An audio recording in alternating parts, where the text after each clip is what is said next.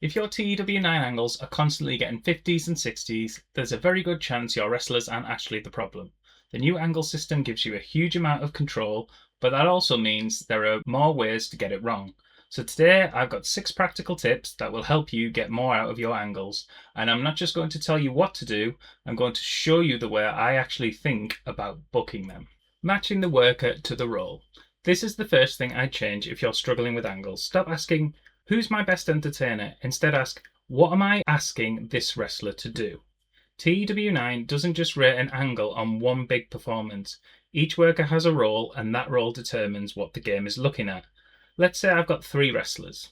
Worker A has fantastic microphone, worker B has fantastic acting, and worker C has fantastic menace. Now I've got 3 segments, an interview, a dramatic segment, and an intimidation angle. I'm not putting my biggest star in all 3. I'm matching the worker to the job.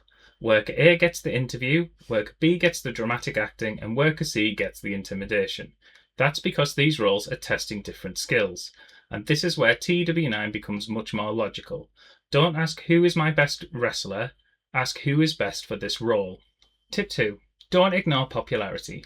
Here's where it gets slightly more complicated. You might have somebody with 90 microphone and think, well, obviously they're my best promo guy, but many angle roles combine the relevant skill with popularity. So imagine I've got worker A, 90 microphone, 30 popularity. Worker B has 75 microphone and 70 popularity. You can't decide who is better simply by looking at the microphone stat. The audience already cares about worker B, and that matters. So if your 90 microphone wrestler is producing disappointing angles, don't immediately think the game is broken. Check their popularity. And this is also important when you're building somebody. Maybe your young wrestler isn't good enough to carry a 5-minute promo. And that's okay. Put them in an angle with an established star. Let the established star do the heavy lifting while your prospect gets exposure. You're not just trying to get a good rating, you're trying to build somebody. Tip number 3. Use QuickAdd as your teacher. If the new angle system is confusing you, here's my advice. Use QuickAdd. There are plenty of players in the community who use it because it's faster, but I think it's also an excellent way to learn the system. Let's say I want a simple promo. Rather than starting on the screen thinking, what role should I give everybody?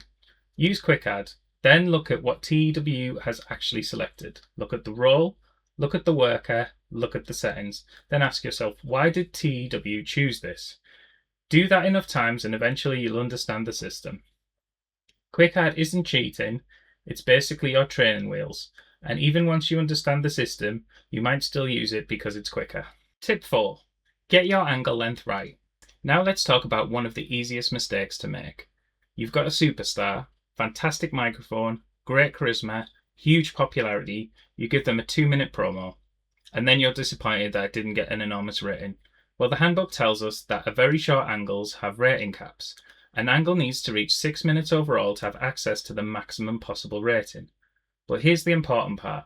Don't hear that and think every angle needs to be 6 minutes. If my champion walks into a challenger's room and says, I'm going to beat you at the pay-per-view, that might only need to be a minute. That's fine. The purpose of that segment isn't to get a 90.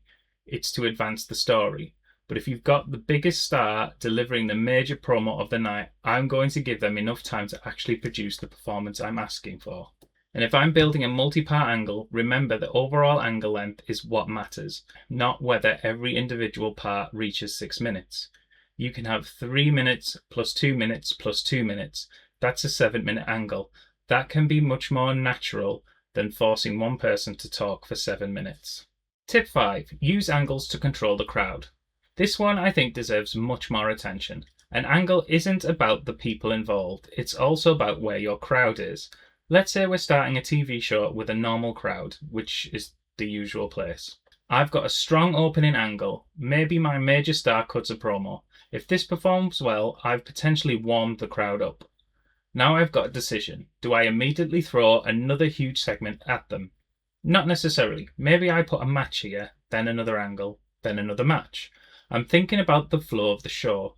So when you're placing an angle, ask, what does my crowd need right now? Do I need to lift them? Do I need to maintain them? Or do I actually need to give them a breather? That's much better than thinking every segment needs to be hotter than the previous one. If you need more information on this, check out my video on match aims and crowd management. I'll leave that in the description. Tip number 6.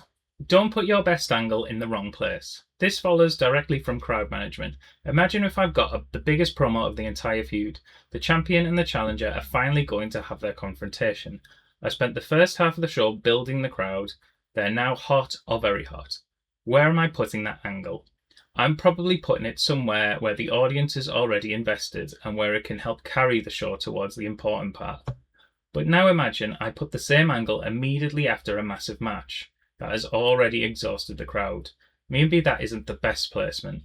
And this is why you shouldn't think about angles in isolation. The angle might be fantastic, the workers might be fantastic, but if you put them in the wrong place, you're not getting the most out of it. Book the show around the crowd, not just the segment. If you want to take this further, I've already recorded the second part. In episode 2, we're going to look at 6 more tips, including multi-part angles, scripted versus unscripted, live versus pre-taped, using variety, building storylines, and how I would structure a complete feud.